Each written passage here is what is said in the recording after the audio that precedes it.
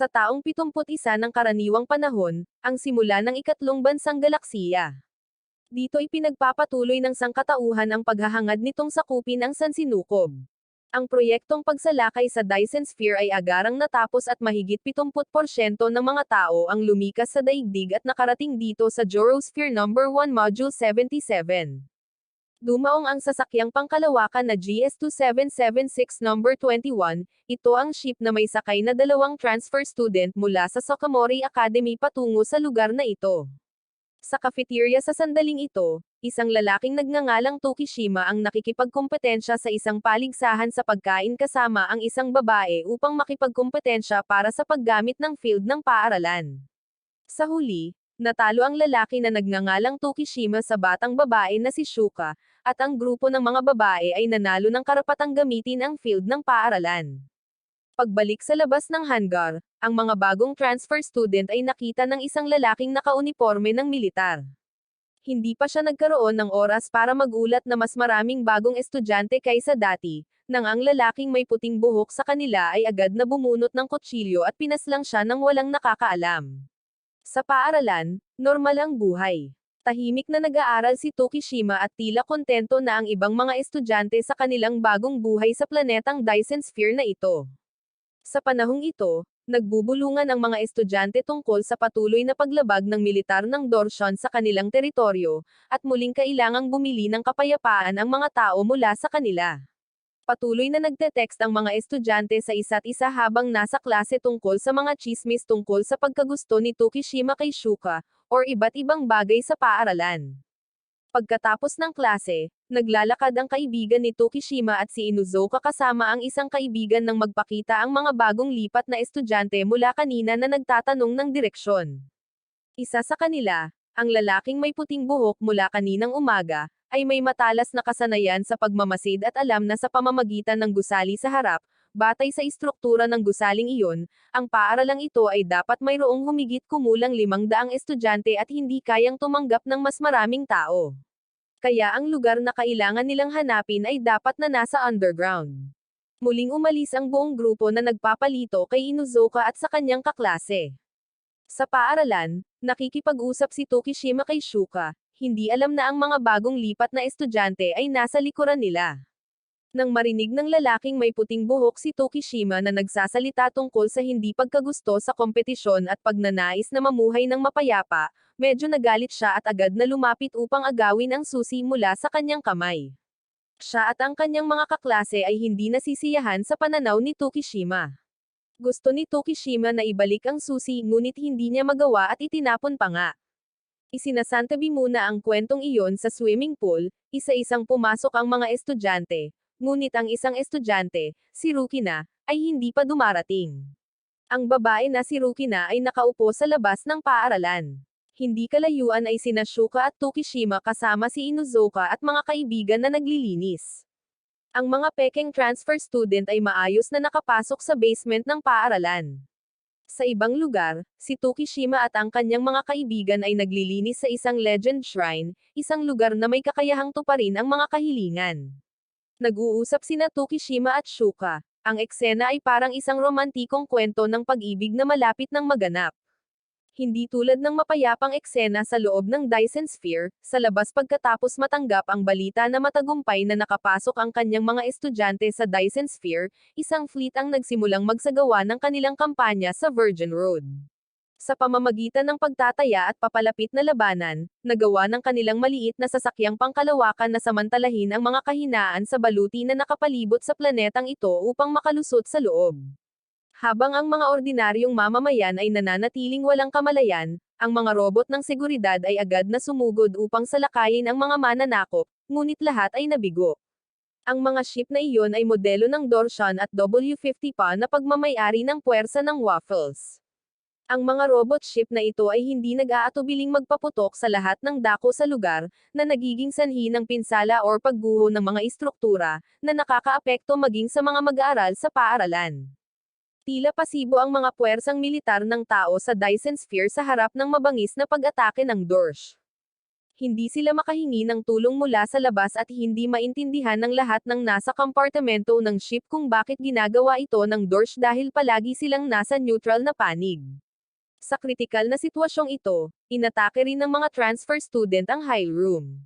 Sa ilang putok lang, madali nilang natapos ang lahat ng narito. Nakakita ang mga estudyante ng isang higanteng makina, ngunit bago pa man sila magbalak na gumawa ng kahit ano, nagawang paganahin ng nag-iisang nakaligtas ang makina sa tamang oras. Si Tokishima sa labas ay tumatakbo upang lumikas kasama ang lahat at nagkataong nakatayo kung saan gumagana ang makinang iyon. Habang sila ay naguguluhan, si Shuko na gustong iligtas ang isang natrap ay sa kasamaang palad ay tinamaan ng isang putok mula sa isang Dorshan robot. Nabigla si Tokishima, kinilabutan, gustong hanapin siya, ngunit ang buong lugar na ito ay natagilid na at wala nang matitira. Pinayuhan ng lahat si Tokishima na pigilan ang kanyang sakit at magpatuloy sa paggalaw bago masawi ang lahat. Si Tokishima, na galit, ay nagpa siya na sumugod patungo sa mecha at pumasok dito. Sa kabila ng pagsisikap ni Inuzuka at Rukina na pigilan siya, kahit walang naiintindihan, pagkatapos ng ilang segundo ng pagsubok sa iba't ibang mga buton, nagawa niyang kontrolin ang robot. Sa labas, nakita rin ito ng mga robot ng Dorsha. Agad nila itong inilagay bilang target na atakihin. Bagamat pinaandar na ni Tokishima ang makina, hindi niya alam kung paano ito kontrolin at patuloy na inaatake. Ang eksenang ito ay nakuhanan ng kamera, may isang tao sa likod ang nagpasyang i-broadcast ito sa buong mundo sa social media. Ang mga tao mula sa ibang lugar ay takot na takot sa kasalukuyang sitwasyon doon, ngunit sa pangkalahatan ay kakaunti lamang ang kanilang naiambag na mga salita. Ang eksena sa paaralan ay ganap na nai-broadcast para masaksihan ng buong mundo. Sa ngayon, ang robot ay malapit ng tuluyang masira, at si Tokishima ay desperado. Tila naghihintay na lamang ang lahat ng isang opisyal na pagkabigo. Naalala ni Tokishima ang mga salitang sinabi sa kanya ng lalaking may puting buhok. Nagpa siya siyang tatayo at lalaban. Sa makatuwid, pumayag siyang gamitin siya ng makina. Kaagad, muling nilikha ang robot ayon sa template at DNA ni Tokishima. Nagbago ang magnetic field mula sa katawan nito, na naging dahilan upang madurog din ang pag-atake ng robot na Dorshian dito. Agad na sumugod ang ibang mga robot ng Dorshan para umatake mula sa malayo, ngunit lahat sila ay hinaharap ng robot ni Tokishima na parang kidlat na sumusugod upang lipulin silang lahat. Hindi rin maintindihan ng pinuno ng mga robot ng Dorshan ang nangyayari, ngunit bago pa man siya magbalak na gumawa ng anuman, siya mismo at ang kanyang robot ay napaslang na. Ang mga nagmamasid mula sa mga screen sa labas ay pawang gulat at tuwang-tuwa sa nagawa ni Tokishima at ng robot ng Valrave. Si Tokishima, pagkatapos ng pagod na pakikipaglaban, ay lumabas ng robot. Lahat ng nagmamasid ay masayang binabati siya. Sumikat din ang reputasyon ni Tokishima sa isang labanan, ngunit hindi siya maaaring magalak dahil si Shuka, ang babaeng gusto niya, ay nawalan ng buhay ngayon. Ang pambungad na episode 2 ay ang eksena ng lalaking may puting buhok na madaling tinusok ang katawan ni Tokishima, pagkatapos ay hindi nag-atubiling gumamit ng baril para magpaputok ng 2 o 3 bala pa sa kanyang katawan. Ngunit nang tila sigurado na ang tagumpay, isang katawan na eksaktong katulad ni Tokishima, ngunit may mga peklat ng dugo mula sa likuran, ang biglang nagpakita at marahas na kinagat ang leeg ng lalaking may puting buhok na parang isang vampira, na binago siya. Pagkaraan ng ilang sandali, natagpuan sila ni Inuzuka at ng mga kaibigan, si Tokishima na puno ng dugo, habang ang lalaking may puting buhok ay bumagsak sa tabi niya. Nang gusto na ng lahat na ibalik si Tokishima para sa paggamot, muling nagpakita ang mga tauhan ng Dorsh, na nais silang mabilis na lumayo sa Valrave, na siyang robot sa tabi nila. Nang gusto na ng mga Dorsh na tapusin ang lahat ng mga estudyante, biglang bumunot ng baril ang lalaking may puting buhok para pigilan sila. Ang taong ito, si Carl, ay nagpakita sa mga estudyante ng paraan para makatakas, na ikinagulat ng lahat. Nang walang maintindihan ang mga Dorsh, agad na pinaputukan ni Carl ang isa sa kanila, pagkatapos ay mabilis na tumakas kasama ang mga estudyante. Sa loob, kainahinalang tinanong ng mga estudyante si Carl kung ano ang gusto niyang gawin at kung bakit niya sila iniligtas. Dito, isiniwalat ng lalaki na nagngangalang Carl ang nakakagulat na balita na siya nga pala si Tokishima. Hindi rin niya maintindihan kung bakit siya umiiral sa katawang ito. Kinabukasan, ang buong lungsod ay napapaligiran ng mga robot ng Dorsha. Ang mga ordinaryong mamamayan ay papunta na rin upang lumikas kasunod ng mga utos ng mga sumasalakay na puwersang ito. Nagtipon din ang mga estudyante sa gymnasium at kinumpiska ang lahat ng kanilang mga telepono. Isang sundalo ang dumating upang ipaalam sa kanila na ang gobyerno ng Jor ay sumuko ng walang kondisyon. Ang bansang ito ay hindi na magiging Jor kundi magiging bahagi ng makapangyarihang kontinente ng Dorshan. Sa piitan, si Inuzuka matapos mapatunayan ng isang round na gunting bato papel na ang taong nasa katawan ni Carl ay tunay na si Tokishima, sa sandaling ito ay nagtataka ang lahat kung bakit marunong gumamit ng baril si Tokishima. Naniniwala ang babaeng si Rukina na ito ang memorya ng kalamnan at kasanayan sa pakikipaglaban ng katawang ito. Nagtataka ang lahat kung ano ang susunod na gagawin. Gusto ni Tokishima na bumalik sa robot na Valrave at palayasin ang lahat ng mga Dorshan sa kanilang planeta at gusto niyang maghiganti para kay Shuka. Sa labas, ang tiwangwang na planeta ay natatakpan ng bandila ng Dorsh. Natapos na ang kanilang pagsalakay sa Jor at ang kanilang target, ang Valvrave, ay narecover na walang gaanong pinsala. Ang piloto, si Tokishima, ay kasalukuyang walang malay. Iniulat nila sa koronel ang tungkol sa pagtataksil ni Carl sa Dorsha, na malubhang nasugatan ang isang Dre at tumakas. Hindi malinaw ang motibo at labis na nagulat ang lahat sa Dorsia na ang isang tulad ni Carl ay magtataksil, parang isang hindi mabura na mantsa. Habang nag-uusap ang mga sundalong bantay, lumapit si Tokishima sa katawan ni Carl upang harapin ang dalawa upang lumikha ng pagkakataon para sa lahat na sumulong, habang nakakakuha rin ng mas maraming bala para sa baril.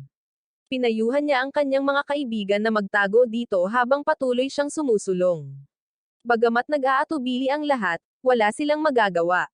Sa robot ng Valvrave, pinagmamasdan at sinasaliksik pa rin ito ng mga siyentipiko gamit ang katawan ni Tokishima.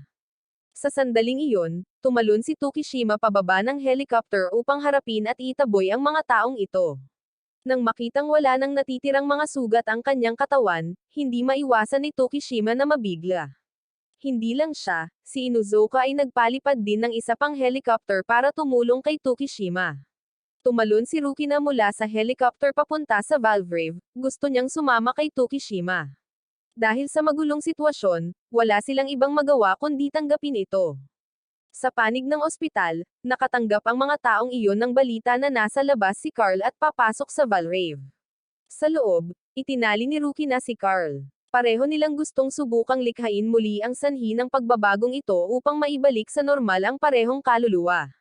Pagkatapos, agad na lumapit si Tokishima sa katawan ni Carl para kagatin ang sarili niyang katawan.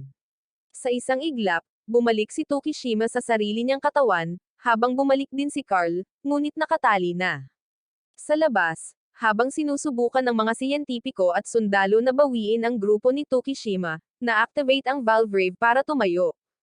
Kinontrol ni Tokishima ang robot para basagin ang higanteng spacecraft ng Dorsha, ngunit mabilis din siyang nahulog sa dagat dahil sa pagyanig.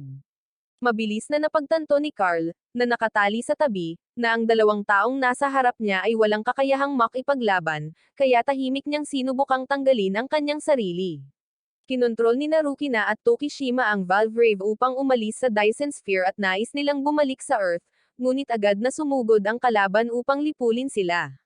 Agad silang sinabihan ni Carl na sumuko, ngunit syempre, tumanggi sina Tokishima at Rukina.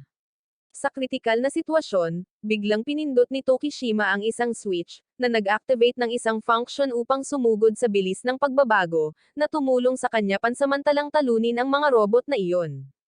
Sa ibaba, nagpasya si Andres na aktibong sumali sa labanan. Sumakay si Andres sa sarili niyang ship upang pumunta sa kalawakan. Matapos matanggal ang huling robot, dapat harapin ni Tokishima ang QV ng mga pekeng transfer student na iyon. Ang bagay na iyon ay ang mahalagang hiyas ng militar at ang ideal na heavy combat unit, ang nakatulong sa Dorsha na talunin ang makapangyarihang ICE. Dala ni Andres ang galit ng pagiging pinagtaksilan, patuloy na inaatake ang Valvrave gamit ang pinakamalaking warhead. Ang patuloy na pag-atake ay nagiging sanhi ng unti-unting pagbagsak ng Valvrave sa isang hindi maipagtatanggol na posisyon. Kung magpapatuloy ito, maubusan ng enerhiya ang robot at titigil sa paggalaw. Sa sandaling nag-aalala pa rin si Tokishima, nakatakas si Carl mula sa mga lubod. Dinakip niya si Rukina at banihag ito, sabay turo ng baril kay Tokishima. Hiniling ni Carl na sumuko agad si Tokishima, ngunit ang kasalukuyang sitwasyon ay hindi nagpapahintulot sa kanila na magpumiglas. Sa pagkakataong ito, nilapitan ni Andres ang Valvrave at galit na tinanong kung bakit siya pinaputukan ni Carl, at sinabing maghihiganti siya. Naguguluhan ngayon si Carl, hindi maintindihan ang nangyari noong wala siyang malay.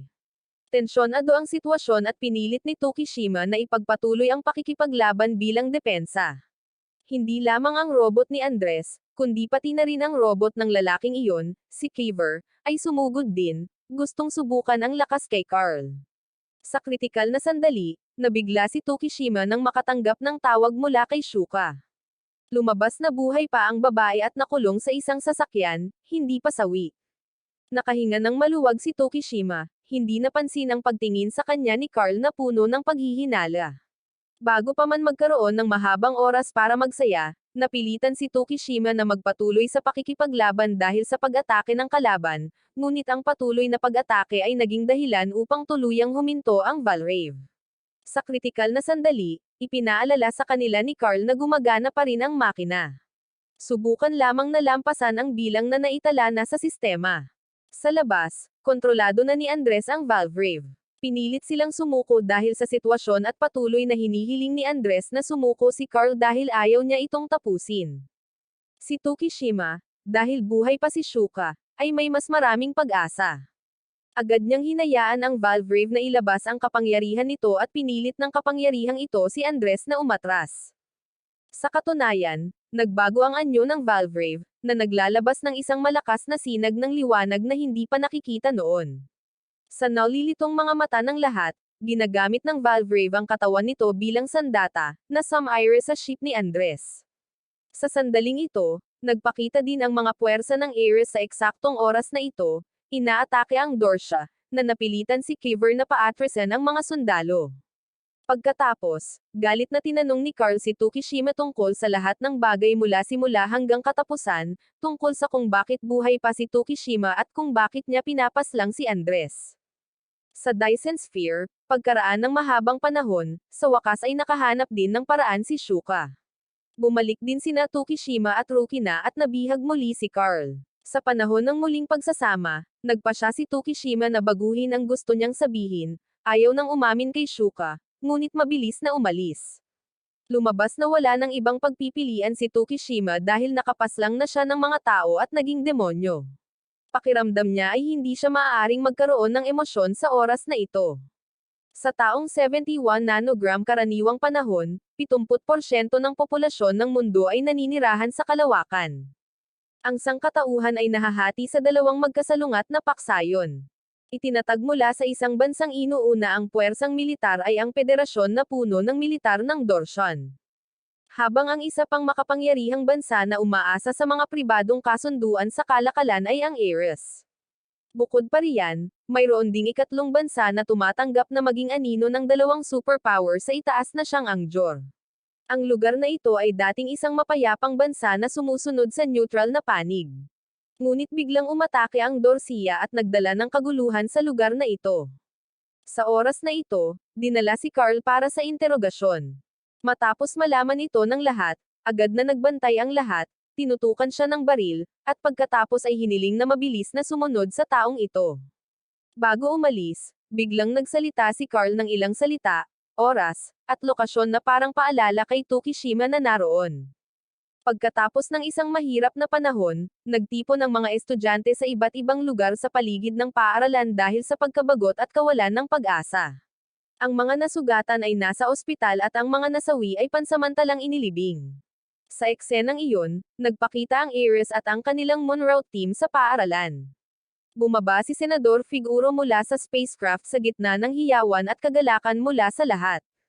Sa panig na ito, hindi maiwasan ni Tokishima at ng mga kaklase na nakatingin sa kanilang paaralan na nawasak na makaramdam ng lungkot. Ang iba pang mga kaklase na nakakita kay Tokishima ay agad na nagkukumpulan at tinatrato siyang parang isang bayani. Nagpasalamat sila sa kanya na parang siya ang pag-asa ng sangkatauhan. Lumingon-lingon si Tokishima sa paligid at iniisip kung sila ba ay tunay na naligtas. Sa ibang lugar, si Carl ay iniimbestigahan sa isang pribadong silid. Ang reputasyon at pagkawasak ni Carl ay naitala na at nagpapabahala sa lahat ng nasa lugar na ito. Ang mga estudyante ay lubos na nagtitiwala sa Ares at lahat ay nakakaramdam na bumalik na ang sibilisasyon at kapayapaan. Lahat ng mga estudyante ay masayahin at si Shuka lamang ang nalulungkot pa rin dahil sa bagay na iyon kay Tukishima noong isang araw. Sa laboratorio, sinusuri ni Tukishima ang dugo at nakita niyang normal na ang kanyang katawan. Ang tanging abnormal na bagay ay ang bilis ng paggaling ng sugat ng katawan na ito ay kamangha-mangha. Pinayuhan sila ni Rukina na huwag iulat ang bagay na ito sa itaas dahil ang paggawa nito ay gagawing guinea pig si Tukishima para sa isang eksperimento. Sa sandaling ito, muling dumaan ang katawan ni Tukishima sa sensasyon ng pagbabago. Ang nakakasakal na pakiramdam ay nag-aalala sa lahat. Pagkatapos nito, muling nagpakita ang mga pulang peklat sa kanyang katawan. Si Tukishima, na parang nababaliw, ay sumugod patungo kay Inuzuka, gustong kagatin siya. Sa kritikal na sitwasyon, mabilis na umatake si Rukina patungo kay Tukishima. Mabuti na lang at ang paggawa nito ay talagang nagpapakalma sa kanya. Matapos malaman ang kanyang ginawa, lalong naramdaman ni Tukishima na hindi na siya tao. Sa oras na ito, pumasok ang guro at nais na sumama si Tukishima sa kanya dahil gusto siyang makilala ni Senador Figuro. Sinundan ni Tukishima ang guro na dumaan sa robot na Valvrave upang makapasok sa loob. Mabait na nakikipagkamay si Figuro kay Tukishima, pagkatapos ay mabilis na ipinakita sa kanya ang mga komento at kaganapan na na-upload sa social media ng isang taong nagngangalang Aira. Sinabihan ni Figuro si Tukishima na sagutin ang mga komentong ito upang ipaalam sa mundo ang kasalukuyang sitwasyon. Walang pagpipilian si Tukishima kundi gamitin ang kanyang account upang magsulat tungkol sa balita tungkol sa Jor at na siya ay ligtas at nailigtas ng militar ng Ares. Agad na nakakuha ng atensyon ang balitang ito ng lahat mula sa lahat ng planeta. Sinasamba nila siya na parang isang bagong umuusbong na idolo sa mundo. Alam din siya ng mga sikat na tao at ang pakiramdam na ito ay nagpaparamdam kay Tukishima na hindi siya komportable. Sinabi rin ni Senador Figuro na sa kasalukuyan ay si Tukishima ang magiging tanging sinag ng pag-asa para sa Jor, isang simbolo ng pakikibaka laban sa Dorsha. Hindi niya ito pinayuhan na lumaban, ngunit sinabihan niya itong tumakas agad dahil ngayon lang ay iisang batalyon lamang ang natitira. Kung mapapatamba nila ang lahat ng puwersa, ang buong Jor ay magiging parang lamok. Naniniwala si Figuro na ang pagtakas at pinanatiliang buhay ni Tukishima ay magiging isang tagumpay. At kung lalaban siya ng kahit gaano kalayo para lamang magsakripisyo, iyon ay magiging kabiguan. Bago ang panukala ni Figuro, ngumiti at tumanggo si Tukishima bilang pagsang-ayon. Bumalik sa silid ng interogasyon, ang mga tao rito ay nag-iinteroga pa rin, hindi alam kung ano ang tahimik na ginawa ni Carl sa kanilang likuran.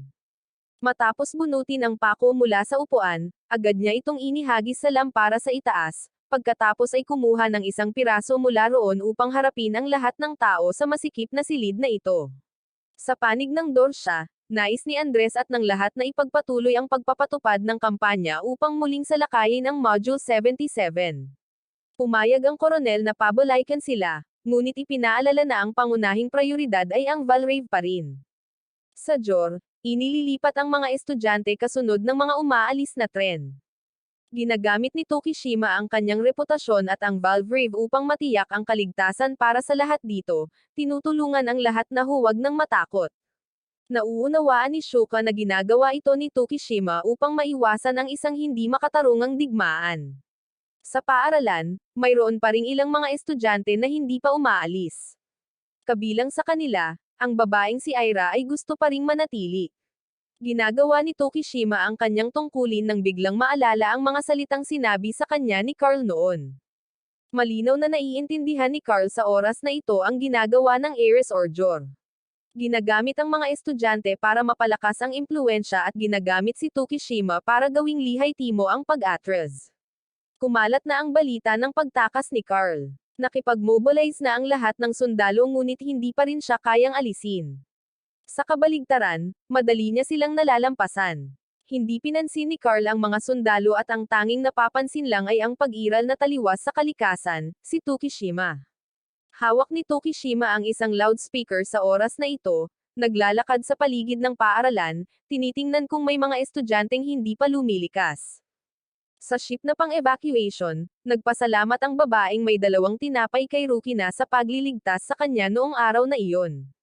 Ngunit nagpasalamat din si Rukina sa kanya dahil palagi siyang tinatrato nito na parang isang normal na tao. Ang ibang mga estudyante ay may kaunting pag-aatubili at nagtatagal na damdamin para sa lugar na ito. Sa oras na ito, nakita ni Shuka ang isang estudyanteng hindi pa umaalis sa paaralan. Agad niyang gustong tumakbo para payuhan ang taong iyon na mabilis na sumakay sa ship. Sa paaralan, natagpuan din ni Tokishima ang natitirang tao, si Yamido, na hindi pa umaalis. Gusto ng lalaking ito na ibigay sa kanya ni Tokishima ang Valrave robot. Gusto niyang maghiganti para sa kanyang kaibigang si Nabo. Hinanap ni Shuka ang kaibigang hindi pa umaalis. Natagpuan niya si Aira na nakaupo pa rin sa harap ng screen ng computer, at ina-access ang mga kamera sa paligid. Sa oras na ito, isang lindol ang naganap sa buong planeta dahil sa mga pag-atake mula sa labas. Lahat ay nagpakita ng takot at takot na dulot ng kaguluhan. Tiningnan ni Tokishima ang eksena sa harap ng kanyang mga mata. 15 oras at 14 minuto, lindol, kaguluhan. Pinatutunayan ng lahat na ang sinabi ni Carl noon ay eksaktong tama, mula sa oras hanggang sa lokasyon. Sa sandaling ito, si Yamido sa tabi niya ay madaling naharap. Nagpakita si Carl sa silid-aralan kung nasaan si Tokishima. Hindi niya pinaslang si Tokishima, ngunit nais niyang makipagtipan dito. Nais ni Carl na magdala ng revolusyon sa Dorsia. Sa silid pamunuan ng Ares, ipinakita ng commander ang isang estratehiya gamit ang militar upang matiyak ang seguridad, na nagtitiis hanggang sa makagawa sila ng sikretong sandata ng Jor. Sumang-ayon ang lahat na gusto nilang makuha ang sandatang iyon upang makapaglansad ang Ares ng ganap na digmaan laban sa Dorsia, na siyang tatapos sa kasalukuyang problema sa seguridad. Pagbalik sa paaralan, si Tokishima, matapos marinig ang mga salitang sinabi ni Carl, isang general ng Dorsia, ay labis na nagulat. Naniniwala si Carl na kung kasama lamang sina Tokishima at Valvrave, ang revolusyong plano niya ay mangyayari ng 5 taon na mas maaga kaysa sa inaasahan. Anuman ang layunin, ayaw makinig ni Tokishima sa sinasabi ni Carl, dahil ang kondisyong iniaalok niya ay masyadong nakakaakit. Paprotektahan ni Carl ang paaralan at si Shuka kapalit ng pakikipag-alyansa kay Tokishima. Sa panig na ito, ang babaeng si Aira ay balisang binabasag ang mga bagay-bagay, kaya hindi makalapit si Shuka. Tila takot siya, ayaw niyang may makaalam tungkol sa kanyang pag-iral, at natatakot din sa kanyang narinig at nakita. Sa paaralan, bago pa man ang mga salita ni Carl at ang kasalukuyang sitwasyon, ayaw pa ring makipagtipan si Tokishima sa kanya, ngunit pinili niyang humingi ng tulong sa labas. Natagpuan niya ang militar ni na Figuro at Ares. Ini-inspeksyon at sinusubukan nila ang Valrave robot. Nang makita ito ni Tokishima, agad niyang nais na itigil ng lahat ang kasalukuyang gawain, ngunit may inilagay na silang tao sa loob ng Valrave robot. Masiglang pinayuhan sila ni Tokishima na huwag itong gamitin kung ayaw nilang masumpa, ngunit ang tao sa loob ay matigas pa ring pumasok at pinapagana ang mecha, para lamang masawi ng masakit. Ang kasalukuyang sitwasyon ay ikinagulat ng lahat. Kahit si Tokishima ay hindi maintindihan kung bakit ganoon nasawi ang tao sa loob. Gayunpaman, nang pumasok siya, hindi nangyari ang ganitong sitwasyon. Sa labas ng kalawakan, ang Dorsia ay nagsimulang lumapag sa Dyson Sphere ng mas maaga kaysa sa inaasahan kasama ang napakaraming sundalo. Tila naging tiyak na ang tagumpay ng Dorsia at nagsimulang magpanik ang lahat ng may kaguluhan. Agad na ibinaba ni Figuro ang kanyang mapagkunwaring maskara at hiniling sa mga nakatataas na paalisan ang mga puwersa ng Ares. Balak niyang iwanan ang lahat ng mga estudyante roon. Narinig lahat ni Shuka at ng babaeng si Aira ang mga salitang ito at nabigla rin si Tokishima sa pagtataksil na ito.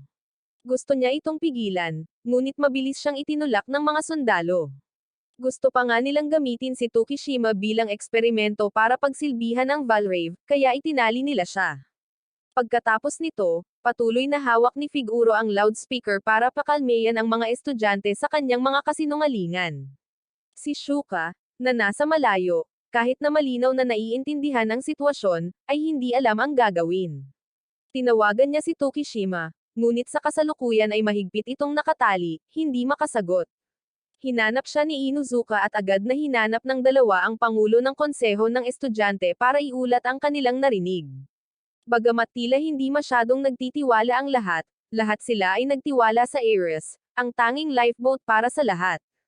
Sa sandaling ito, nagpa siya si Shuka na mag-alis ng suot upang patunayan na hindi siya nagsisinungaling, na naging dahilan para mawalan ng magawa ang konseho ng estudyante at sumang-ayon na makinig sa kanila ng isang beses. Kaya naman, sumang-ayon ang mga estudyante na gambolain ang militar ng Ares upang magkaroon ng pagkakataon si Shuka na makapasok sa loob. Ang pag-awit ng mga estudyante ay nagpagising din kay Yamido at nagpapahiwatig din ng pananampalataya sa sirang lugar na ito. Si Figuro, upang mapanatili ang kanyang imahe, ay patuloy na ginampanan ng maayos ang kanyang tungkulin bilang senador at ngumiti.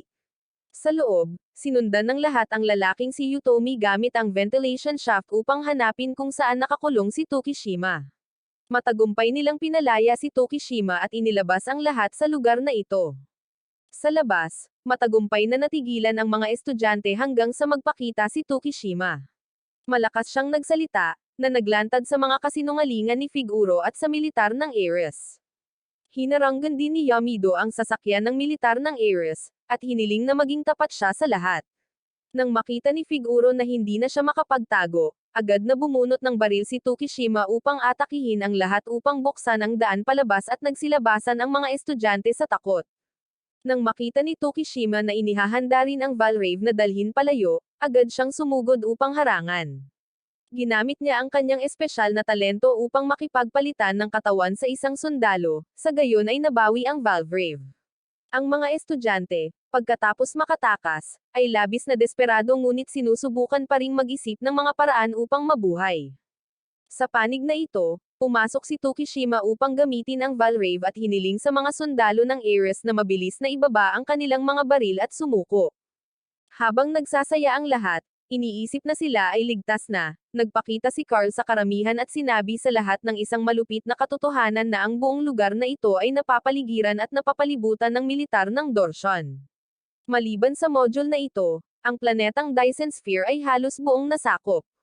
Muling nalulunod sa takot at kaguluhan ang lahat ng mga estudyante. Naunawaan ni Tokishima na kontrolado pa rin ni Carl ang laro sa pagitan ng dalawa. Habang iniisip na malapit na niyang ibaba ang baril at aminin ang pagkatalo, nagpakita si Shuka.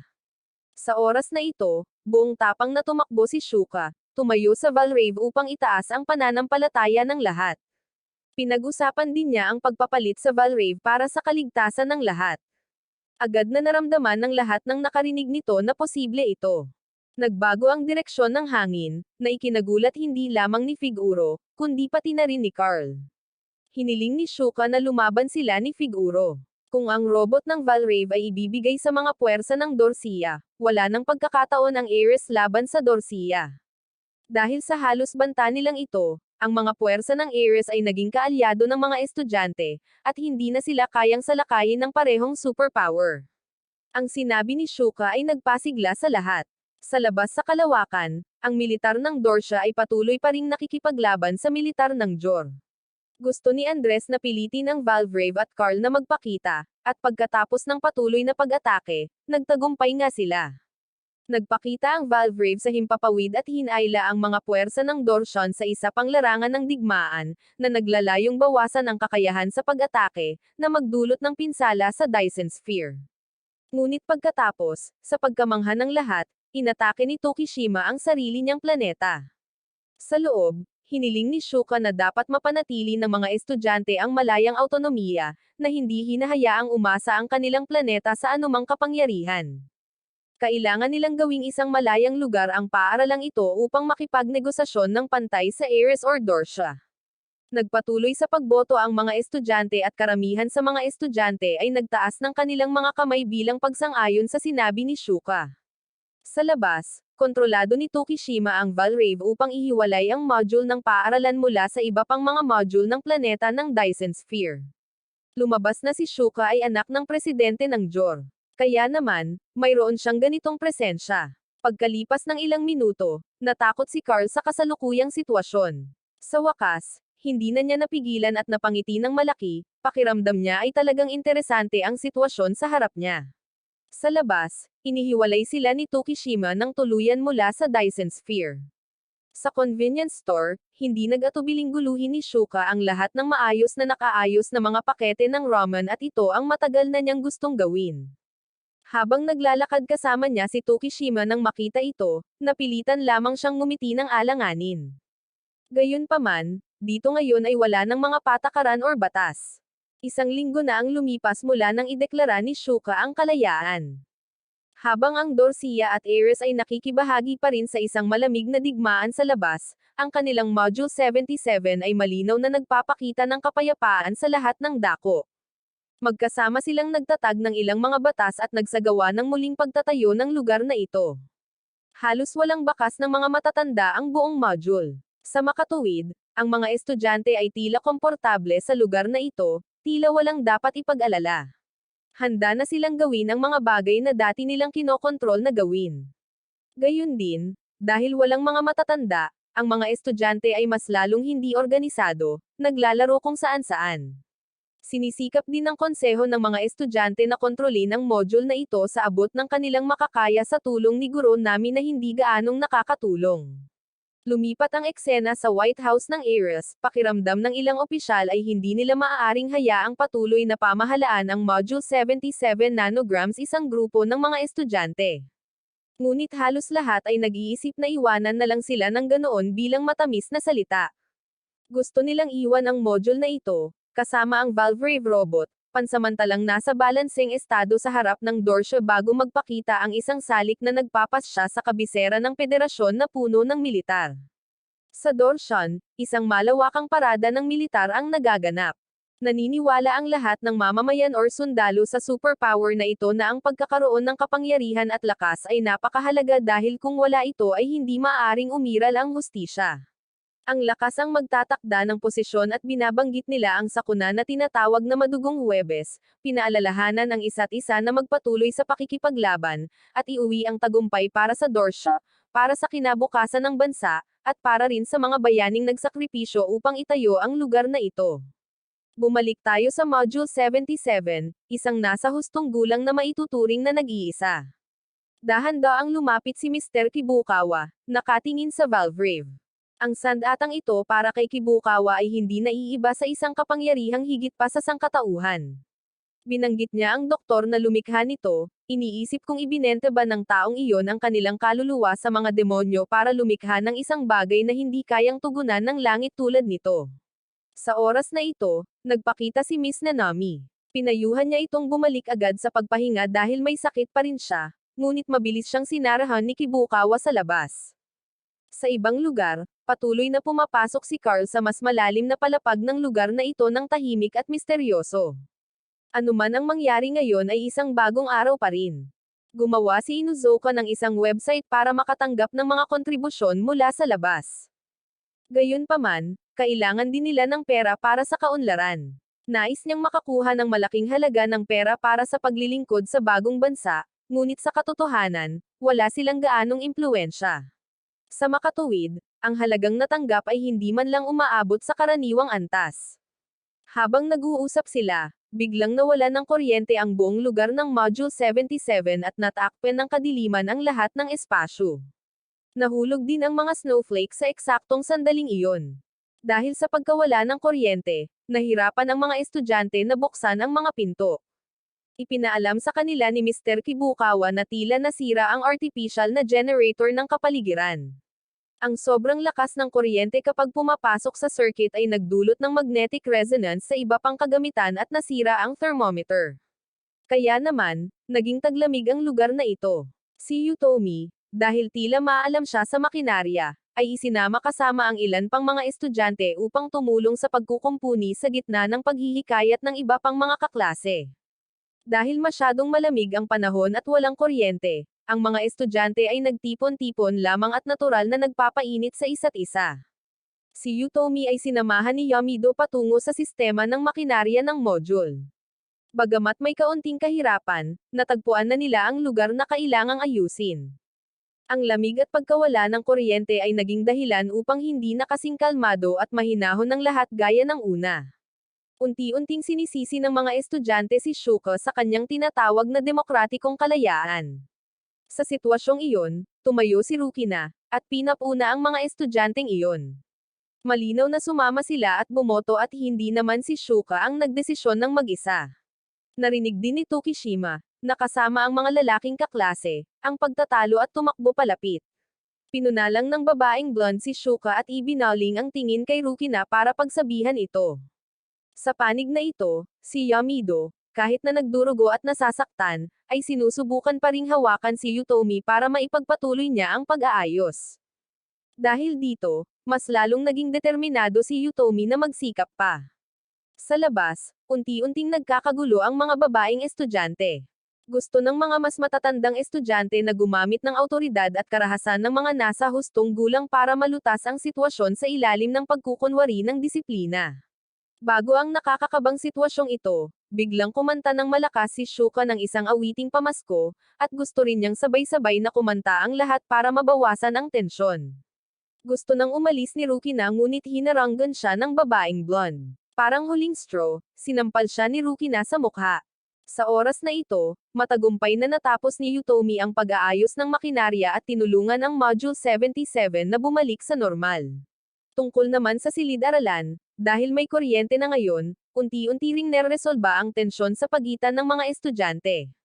Natural, lumapit si Tokishima para tanungin si Rukina at, kasama si Shuka, inanyayahan siyang kumanta ng awiting pamasko ng sabay-sabay. Sa isa pang lugar na kabilang sa planetang Dyson, nakasalukuyang nasa ilalim ng okupasyon ng militar ng Dorshan, isang pamilya ang tahimik na nakakonekta gamit ang VPN ng panlabas na network. Dahil dito, maaari nilang kontaken si Tokishima. Hindi lang sila, kundi pati na rin ang ibang mga pamilya ay maaari ring makakonekta gamit ang Module 77. Hinayaan sila ni Tokishima na humanga sa mapayapa at masayang tanawin sa paaralan kasama ang boses ni Rukina. Ang tanawin sa paaralan, kahit na malungkot, ay lumilipis pa rin sa kagalakan at tawanan.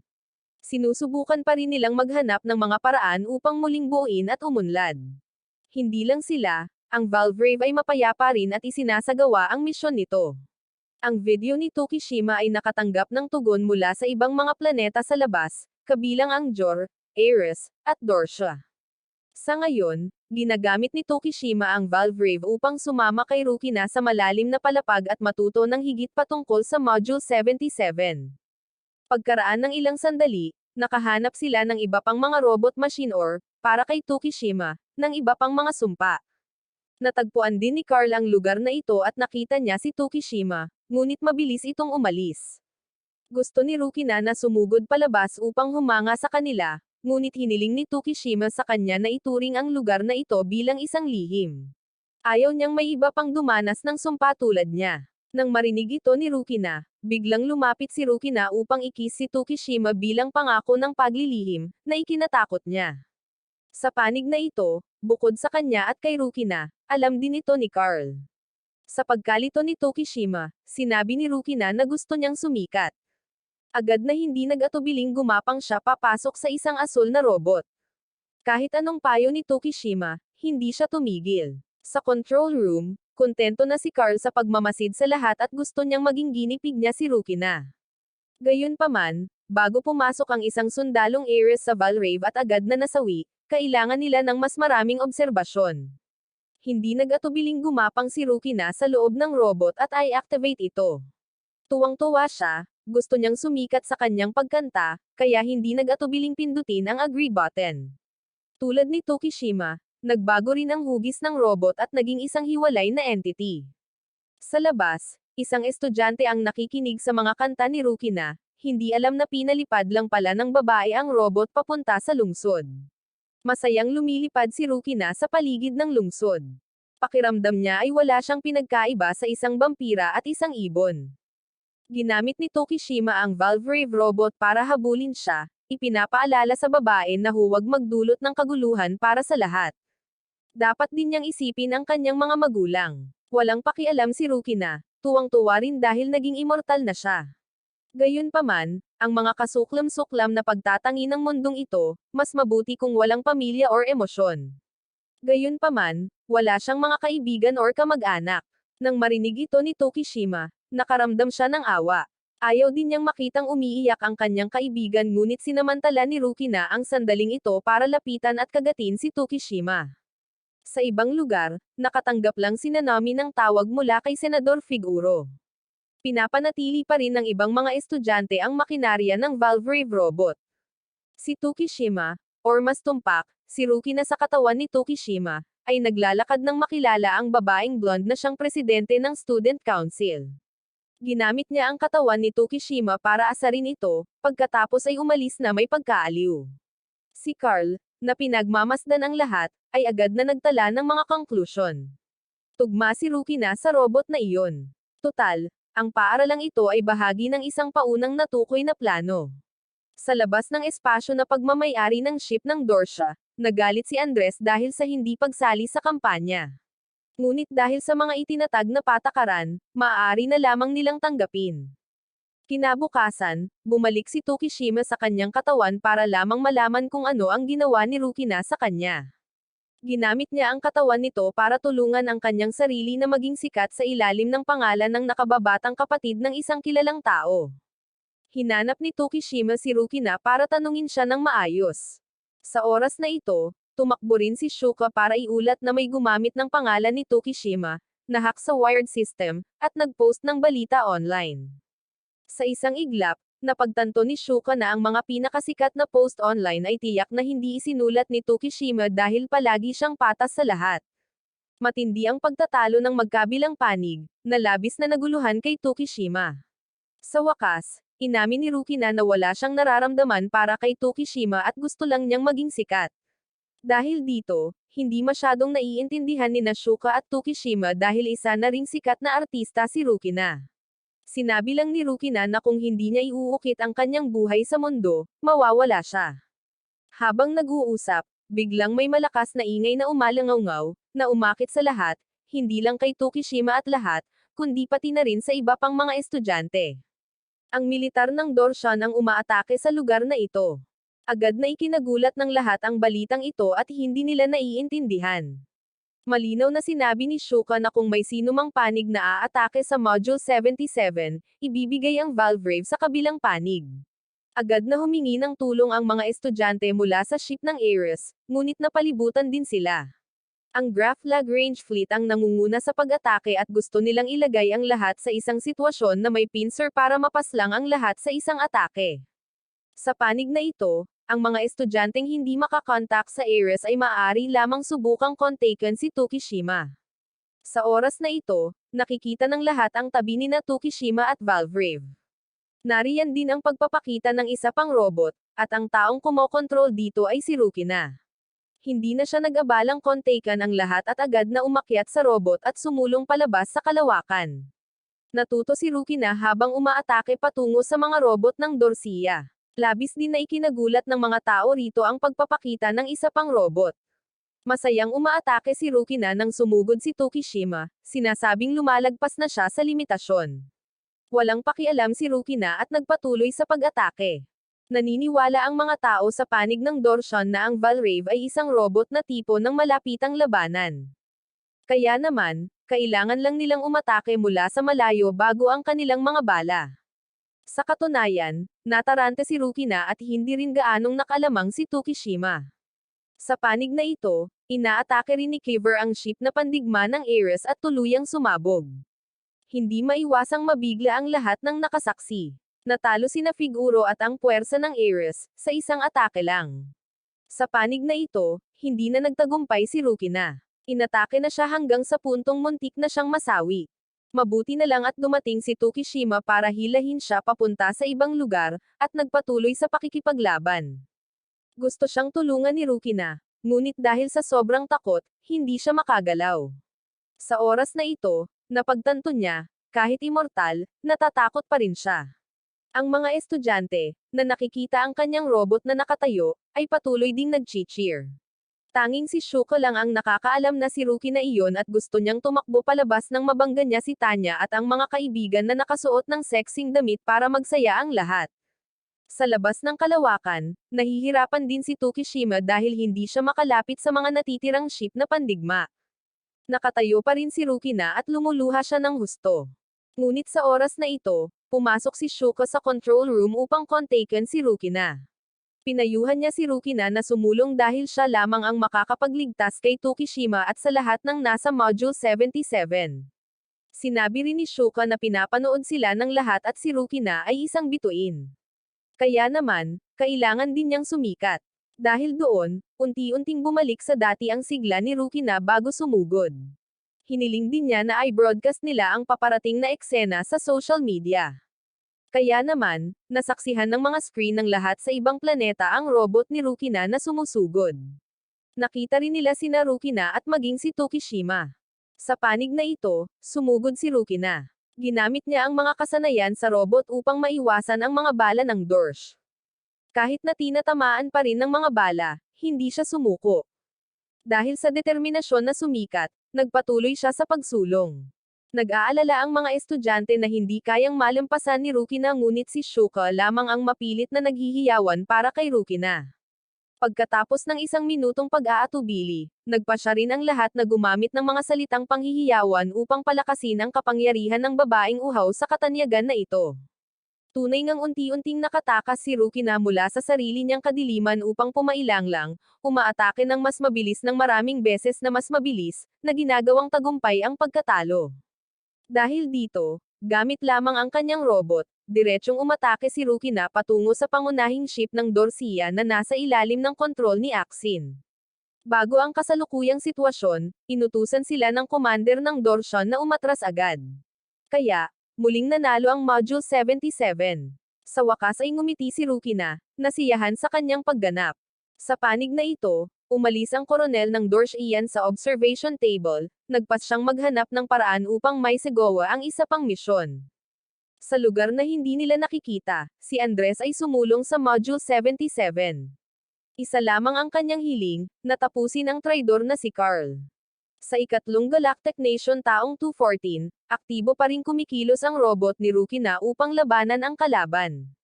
Ang mga pag-atake ng kalaban ay madaling hinaharap niya at itinapon sa malayo. Kahit na 200 taon na ang lumipas, tinutupad pa rin ni Rukina ang kanyang pangako. Bumalik sa kasalukuyan, dahil kay Rukina natagpuan na ng Student Council ang depo ng armas. Gusto nilang pangasiwaan ang tambak na ito ng mabibigat na armas at ilagay ito sa mga personal na ari-arian. Agad na tinutulan ni Tokishima ang panukalang ito. Nagsalita rin si Shuko upang tulungan siya kasama si Sarumi. Dagdag pa rito, si Rukina at Inuzuka kasama si Miss Nanami ay sumang-ayon. Sa oras na ito, pumasok si Mr. Kibukawa at gustong gamitin ang kanyang posisyon bilang guro upang akuhan ang responsibilidad para sa imbakan ng armas na ito. Nang makita ito ni Sakari, walang nagawa kundi ang galit na umalis. Sa ibang lugar, nakapasok si Andres sa loob ng Module 77 at mabilis na nangongolekta ng ebidensya sa loob ng malalim na palapag upang makumplito ang misyong ibinigay ni Colonel Kane. Naghanda siya para isagawa ang susunod na misyon. Lumipas ang isa pang bagong araw at patuloy pa rin sina Yamido at mga estudyante sa pagsasanay ng martial arts. Gusto niyang mabilis na maging mas malakas upang mapilot ang Valrave, hindi alam na kapag napilot na niya ito, hindi na siya magiging tao. Naiintindihan din ni Inuzuka na ayaw ipamahagi ni Tokishima ang Valrave sa labas dahil din dito. Hindi lang iyon, inaamin ni Tokishima minsan kapag may nangyayari, hindi siya naiiba sa isang halimaw. Hindi na niya alam kung sino siya at pinapanatag ni Aira na si Tokishima ay mananatiling kaibigan pa rin nila.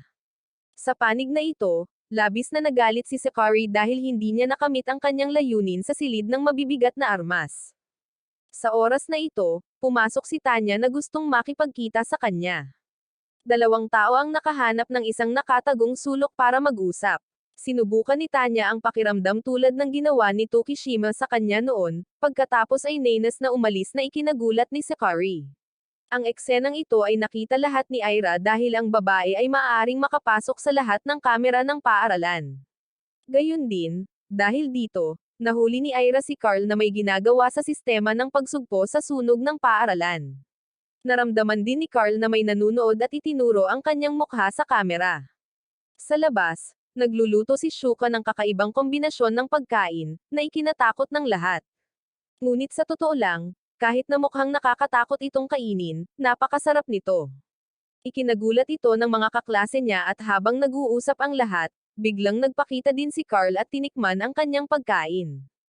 Pagkatapos ay maagap na lumapit si Carl upang bigyan si Shuka ng isang dokumento, na nagsasabing, ito ang kinabukasan ng bagong tatag na maliit na bansang ito. Ang dokumentong pinangalanan ay ang plano sa paghahanda ng militar at digmaan para sa New Jor. Sinubukan ni Shuka at Ruki na basahin at sa loob ay lahat ng mga plano sa pagpapaunlad ng militar para sa lugar na ito. Agad na tinanggihan ng dalawa ang planong ito dahil naniniwala silang ang paggawa nito ay hindi naiiba sa paggawa ng mapayapang lugar na ito bilang isang kampo militar. Nang makita ni Carl na nabigo ang negosasyon, direktang pinisilang isang bagay sa kanyang kamay. Agad na nagpakita ang mga gusali na may mga pader na naghihiwalay sa mga estudyante. Ginamit niya ang loudspeaker upang ipahayag sa lahat na mula ngayon ay kokontrolin ni Carl ang bansang ito. Lahat ng mamamayan ay magiging bahagi ng rehimeng militar at dapat gamitin ng mga mamamayan ang kanilang buhay upang magdala ng kaluwalhatian sa bansa. Si Inuzuka na nakatayo sa sulok ng pasilyo ay tinawag din niya at agad na sumabog ang sistema ng pagsugpo sa sunog sa tabi. Lumabas na nagtanim si Carl ng mga bitag sa paligid ng paaralang ito. Kaya naman, sino mang nagpapahalaga sa kanilang buhay ay hindi dapat tumakbo ng walang ingat. Si Yamido sa pagkakataong ito ay dumaan sa bintana patungo sa kinatatayuan ni Carl na gustong harapin siya. Gumamit din si Ruki na ng kutsilyo sa kusina para ipagtanggol ang sarili. Sa kabila nito, mabilis pa rin silang naharap ni Carl gamit ang isang kamay. Sa labas, nakaupo pa rin si Tukishima kasama si Hana sa control room at nagkukwentuhan. Ilang taon na ang nakalilipas, minsan nang tinulungan ni Hana si Ruki na at pagkatapos noon, mabilis din siyang sinuklian ni Ruki na kalaunan. Sa makatuwid, tiyak na mabuting tao si Ruki na. Sinabi rin ni Hana na pinili ng mga Diyos si Tukishima at ang mayroon ngayon si Tukishima ay marahil ay umaabot lamang sa antas ng Diyos. Habang nagsasalita sa kalagitnaan, ang boses ni Carl ay nakakarating din sa lugar na ito. Hiniling ni Carl na makipagkita kay Tukishima at sinabing siya bilang piloto ng Valrave ang magiging gulugod ng puwersa ng bantay ng bansang ito sa hinaharap. Galit na gustong gamitin ni Tukishima ang Valrave para ipagpatuloy ang pakikipaglaban ngunit sa pagkakataong ito ay unang dumating si Carl para harangan ang kanyang daan. Lumalabas na nakulong niya si Tukishima para pumunta rito. Naniniwala si Carl na sa kasalukuyan ay hindi kayang protektahan ni Tukishima ang sinuman sa lupaing ito. Hindi pa nagkakaroon ng oras ang magkabilang panig para makipagpalitan ng masinsinan ng may magpakita na ikatlong tao na umaatake sa kanila, at si Andres iyon. Ginamit ni Carl si Tukishima na parang kalasag, pagkatapos ay mabilis na pinaandar ang smoke bomb para malabo ang paningin ng lalaking may isang mata. Kaya, sa loob lamang ng ilang minuto, nakontrol na ni Carl si Andres. Hiniling ni Andres na bumalik si Carl. Ang mga pagkasawi tulad ng pagpapaputok sa mata or pagtataksil sa bayan ay patatawarin hanggat siya ay maging katulong ni Carl. Tumanggi si Carl ng walang gaanong salita at sinabi rin niya na nakahanap na siya ng ibang assistant. Sa sandaling ito, si Tukishima, matapos gumaling, ay mabilis na bumunot ng baril sa pagkamangha ni Andres. Isa lang ang kanyang layunin, na si Carl at gusto niyang palayain ang paaralan ngayon din. Alam ni Andres na si Tukishima ang bagong assistant ni Carl, at gustong gamitin ni Carl ang paaralang ito ay labis na nakakagulat. Habang nakabitin ang sitwasyon dito, dumating si Kibukawa sa tamang oras para pakawalan ang mga babaeng estudyante sa kusina ng paaralan.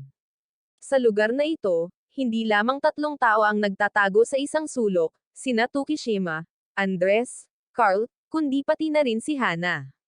Sa oras na ito, nagpakita ang Dorshan spacecraft.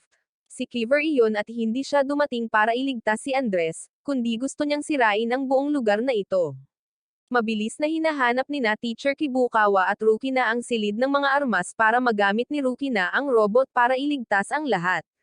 Inaasinta ni Kiver si Carl para umatake at mabilis na pumasok si Andres sa kanyang spacecraft, pagkatapos ay pinahinto agad si Kiver. Matapos makatakas ng matagumpay, mabilis na inactivate ni Carl ang switch sa dingding at agad na natamba ang robot ni Kiver. Sa labas, nakahanda na ang ibang mga squadron. Nang mabaigo si Kiver, agad na lumipat sa bagong plano na gustong palibutan at salakayin ang buong lugar na ito. Mabilis na hinanap ni Carl si Tokishima matapos makita ang sitwasyon. Sa panig na ito, muling nag-deploy si Rukina para lumaban. Nagkaroon ng labanan sa pagitan ng magkabilang panig, ngunit sa pagkakataong ito, may bagong trick ang squadron ng Dorsha, na direktang pinapawi ang mga atake ni Rukina gamit ang mga bagong electromagnetic boomerang. Dahil dito, hindi na makagalaw ang robot ni Rukina at unti-unting naaabot ang limitasyon nito at nasa kritikal na sitwasyon, pumunta sina Sakari at Shuko sa control room para obserbahan ang sitwasyon. Kailangan nila si Tokishima ngayon din at gusto ni Carl sa panig na ito na putulin ang binti ni Tokishima para mailabas ito, ngunit maaaring makaapekto ito sa kanyang kakayahang gamitin ang Valve Rave. Dahil sa kritikal na sitwasyon, hiniling ni Carl kay Tokishima na gamitin ang kanyang katawan ngunit hindi niya magagarantiya kung tugma ang katawan ni Carl sa Valve Rave or hindi, ngunit wala na rin silang ibang pagkakataon. Sa labas, unti-unting nahuhulog si Rukina sa lugar ng muntik ng masawi. Mabuti na lang at dumating ang Valve Rave sa oras at sinira ang kasalukuyang pagkakatabla. Pinaalalahanan din ni Carl ang katawan ni Tokishima at Carl bago ito tungkol sa electronic boomerang at kung paano haharapin ang kasalukuyang sitwasyon. Sa makatuwid, bago ang mga pag-atake ng militar ng Dorshan, nagawa ni Tokishima na mag-asinta at magpaputok pabalik sa kanila. Isang miyembro na nagngangalang Henry, nang makitang hindi epektibo ang mga atake sa malayong distansya, ay hindi pinansin ang payo at nagmadaling makipaglaban sa Valve Rave. Pinaalalahanan din ni Carl si Tokishima tungkol sa lalaking ito na nagngangalang Henry. Kaya naman, mabilis ding sumugod si Tokishima, ngunit ang layunin niya at ni Carl ay hindi ang kontra-atake, kundi ang sirain ang kanilang boomerang machine.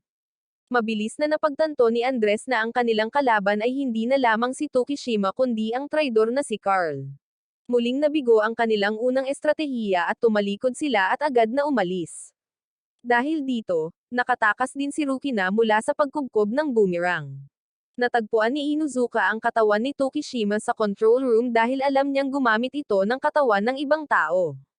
Kaya naman, nais ni Inuzuka na tawagan si Hana upang maghanap ng tutulong sa paghila kay Tokishima pabalik. Ngunit sa sandaling ito, nagpakita ang duguan at walang hining ang katawan ni Hana at lumutang sa ere sa pagkagulat at takot ni Inuzuka. Si Tokishima, matapos ang labanan, ay nakahinga ng maluwag. Nakakita siya mula sa katawan ni Carl ng isang larawan ng isang babae. Ang katawan ni Carl, sa pamamagitan ng automatikong reaksyon, ay lumuha sa harap ng babaeng ito. Kung babalikan ang nakaraang taon 61 sa karaniwang panahon, ang batang si Carl ay nakatakas mula sa mga puwersang militar ng Dorsha. Sa daanan ng pagtakas, nakasalubong niya ang isang babae na nakasuot ng uniforme ng militar ng Dorsha. Hinahabol ng mga puwersa ng militar, narinig niya ang taong nasa harap niya na may titulong prinsesa. Agad na dinakip ni Carl ang babae bilang bihag at ang nakaraan ay naging isang panaginip at nang imulat niya ang kanyang mga mata, lahat ay naglaho. Pansamantalang itinali ni Tokishima at ng mga estudyante si Carl upang pigilan ang lalaki na makatakas. Mahinahon at walang takot na ipinagpatuloy ni Carl ang pagsasabi sa kanila ng balita na sa loob ng 6 na oras pa ay babagsak ang maliit na bansang ito. Sa galit ng lahat, ipinaalala lamang ni Carl kay Tokishima ang tungkol sa tipan na naghihintay pa sa pagitan ng dalawa. Kung papayag si Tokishima, papayag din siyang tumulong na iligtas siya at ang bansang ito. Sumapit ang gabi, tahimik na nakaupo si Rukina sa dambana na malungkot dahil pakiramdam niya ay hindi siya sapat na malakas dahil siya ang may gawa ng insidente ngayon. Pagkabalik ni Tokishima, narinig din niya ang balita na nasawi na si Hana. Hindi niya mapigil ang umiyak sa harap ng kanyang natitirang salamin. Galit na tinanong ni Inuzuka kung bakit hindi iniligtas ni Tokishima si Hana gayong napakalapit nila sa isa't isa. Agad na sumugod si Shuka upang ipaalam na kailangan ng kumalma ni Inuzuka. Sa simula ng sitwasyong iyon, walang makapagligtas sa sinuman. Si Inuzuka ay labis na napaiyak para kay Hana at bumagsak sa lupa. Kumalat din ang balita ng pagkasawi ni Hana sa ibang mga estudyante. Unti-unti silang lahat ay nalulungkot sa kasalukuyang sitwasyon. Ang alam lang ni Miss Nanami ay ang masakit na pagpahid ng dugo sa silid ng mga armas. Ayaw niyang gawin ng mga estudyante ang malupit na gawaing ito at ang alam lang ni Teacher Kibukawa ay ang tahimik na tumabi sa kanya. Pagbalik sa spacecraft, Iniulat ni Andres kay Colonel Kane ang kanyang natuklasan tungkol sa Module 77 na mayroong hanggang 5 Valvrave robot at ilang iba pang unit. Pinuri ni Colonel Kane si Andres, pagkatapos ay binanggit si Carl. Pagkatapos ng lahat ng bagay, binigyan niya si Andres ng huling pagkakataon na ibalik si Carl, kung hindi ay wala ng pagkakataon. Nagpa siya si Kane na hayaan si Andres na gampanan ang mga tungkulin sa pamumuno sa susunod na kampanya dahil siya ang taong may pinakamaraming karanasan tungkol sa Module 77 sa grupo. Nang mag-isa sa silid, tahimik na tiningnan ni Colonel Kane ang hola na naglalaman ng isang mahiwagang asul na bato. Sa labas, muling naghanda ang mga puwersang militar ng Dorshian para sa susunod na kampanya ng pag-atake. Pinag-usapan nila kung bakit hindi pa rin iniuulat ni Colonel Kane ang bagay tungkol kay Carl sa punong himpilan. Naniniwala lang sila na dahil sa kawalan ng sapat na impormasyon para malinaw na makapag-ulat, at ang agarang pag-uulat ay magiging lubhang mahirap. Bumalik sa Module 77 School, natagpuan din ni Shuko si Ira at tinulungang tanggalin ang tali ng babae.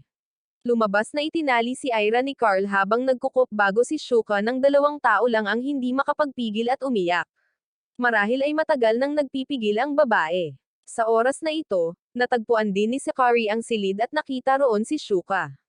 Dahil alam niyang nakakausap ni Ira ang iba bukod sa kanyang sarili, hindi maiwasan ni Sakari na mabigla. Sa isa pang lugar, nag-usap sina Tukishima at Rukina tungkol kay Hana. Parehong naalala ang mabait na babae, isinuot ni Tokishima ang baluti upang maghanda sa mga mangyayari sa hinaharap. Sa panig na ito, patuloy na hinihiling ni Inuzuka kay Kibukawa na hayaan siyang magmaneho ng Valrave. Gusto rin niyang maghiganti para kay Hana at ang pagkakita kay Kibukawa ay nagpayo lamang sa kanya na subukang ipagpatuloy ang buhay para kay Hana, hindi magsakripisyo para sa walang kabuluhang bagay na ito. Naglalakad si Sakari nang maabutan si Yamido na nagkakagulo sa labas na gustong gamitin ang Valvrave. Habang ang magkabilang panig ay matinding nagpupumiglas sa oras na ito, tumunog ang alarma. Dumating na ang militar ng Dorshan at hiniling ni Shuko sa control room na mabilis na bumalik sa paaralan ang mga estudyante at ang mga natitira ay pumunta sa mga itinalagang posisyon. Mabilis na isinuot ni Tokishima ang baluti papasok sa kanyang Valvrave robot. Kasunod niya, isinuot din ni Rukina ang kanyang asul na robot na naghahanda para sa pag-deploy. Dinala ni Tokishima ang natitirang sakit tungkol kay Hana upang harapin ang mga robot na kalaban. Parehong nagmamadali ang kanilang mga Valrave sa kalawakan at matatag na nilalabanan ang kaaway ng bansa. Matapos harapin ang mga regular na robot, nagpakita din ang militar na may dalang mga boomerang. Gusto ni Rukina na harangin ang spacecraft na iyon, ngunit sa pagkakataong ito, ang kalaban na kailangan niyang kalabanan ay ang spacecraft ni Kiver. Bigla niyang binitawan ang boomerang nang walang dalawang salita at walang ibang paraan si Rukina kundi ang tumakas. Sa lugar na hindi nila makita, isang spacecraft ang tahimik na pumasok sa loob ng Module 77 kasunod ang direksyon ni Andres. Tumakbo si Sakari papunta sa control room at nakita rin ang kasalukuyang sitwasyon na hindi optimistiko. Lumapit din ang boomerang sa Valvrave ni Tokishima, na nagpapahirap sa kanya na labanan. Sa panig ng paaralan, isang malakas na pagyanig ang nagpakita. Ang spacecraft ng militar ng Dorshan ay pumasok sa loob at direktang nagpaputok sa lupa. Ginamit ni Andres at ng mga taong iyon ang ship na pandigma ng Jor upang salakayin ang lahat pabalik. Gumamit si Andres ng radyo upang hilingin sa mga estudyante na ibaba ang mga armas at sumuko. Kung hindi, magkakaroon ng mas maraming mapaminsalang armas na patuloy na umaatake. Narinig din ni Tanya na pinapanood si Carl ang mga salitang ito. Napabuntong hininga na lang si Carl na si Andres ito sa labas. Kailangang magpumiglas si Tokishima upang protektahan si Rukina na napapaligiran. Kinilala ng militar ng Dorshan na may ekspertong analyst na unti-unting titigil sa pag-andar ang Valvrave sa paglipas ng panahon. Kaya naman, hindi kailangan ang lubusang pagpapaputok, kailangan lang nilang pahirapan at panatilihing abala ang makina at tatapusin nila ito ng kanilang mga sarili. Sa panig ng paaralan, lalong lumalapit ang mga pagsabog sa lupa. Hindi na matiis ni Inuzuka at gusto na niyang pumasok sa silid ng mabibigat na armas, ngunit pinalilibutan din ito ng mga tauhan ng Dorsh. Sa oras na ito, pumasok na si Sakari sa bilangguan ni Carl. Gusto niyang gamitin si Carl para makipag-ayos sa panig ng Dorsh. Bilang tugon sa mga salita ni Sakari, tahimik lamang si Carl. Naabutan ni Shuko si Sakari at hiniling na huminto. Sa oras na ito, tinawag siya ni Tokishima at hinihiling na kumonekta kay Carl. Alam ni Carl na nasa kamay pa rin niya ang lahat at sinabi niya sa lahat na sa walong buhay, may iligtas niya ang lahat mula sa Dorsha. Gusto ni Tokishima na iligtas ang lahat at ipinakita rin niya ang kanyang tiwala kay Carl, na ikinagulat niya. Ibig sabihin ay pumayag siya sa kasunduan kay Carl. Natahimik sandali si Carl, pagkatapos ay nagbago ang kanyang isip. Buong kumpiyansa niyang sinabing ililigtas niya ang lahat ng walang sino mang kailangang magsakripisyo. Sinimulan ni Tokishima na sundin ang itinuro ni Carl sa labas. Sa loob, dahil natapos na ang oras ng palitan, inutusan ni Andres ang mga nasasakupan na direktang magpaputok sa paaralan. Hinailan ni Tokishima ang robot ni Rukina papunta sa hiniling na lokasyon, inayos ang lahat ayon sa plano, pagkatapos ay umatake sa direksyon na hiniling ni Carl. Tumakbo rin si Carl papunta sa silid ng mga armas upang gawin ang kanyang sariling misyon. Sa labas ng Dorsia, ang mga taong nakakita sa aksyon ng pagpapaputok sa kanilang sariling module ay nagulat at nalito. Si Tokishima, matapos bumangga sa storage compartment kasunod ng direksyon ni Carl, ay nagdulot ng mga alon ng tubig dagat na agad na sumugod patungo sa mga robot ni Narukina at Tokishima.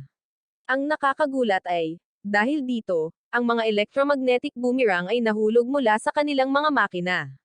Gayun din, dahil sa aksyon ni Tokishima, ang antas ng tubig dagat sa loob ng module ay unti-unting bumaba, na nagdulot ng kahirapan para sa isang barkong pandigma ng mga tao ni Andres. Nang makitang nabigo ang plano ng Dorsha, hindi pinansin ni Kiver ang lahat at nagmadaling atakihin si Rukina, habang si Henry ay gustong harapin si Tokishima. Nang malapit nang umatake ang kalaban, napapanahong gumamit si Carl ng spacecraft upang iligtas sila. Dahil doon, nagkaroon si Tokishima ng sapat na oras para paganahin ang Valkyrie breakthrough. Sinundan niya ang mga salita ni Carl, at umatake patungo sa kalaban.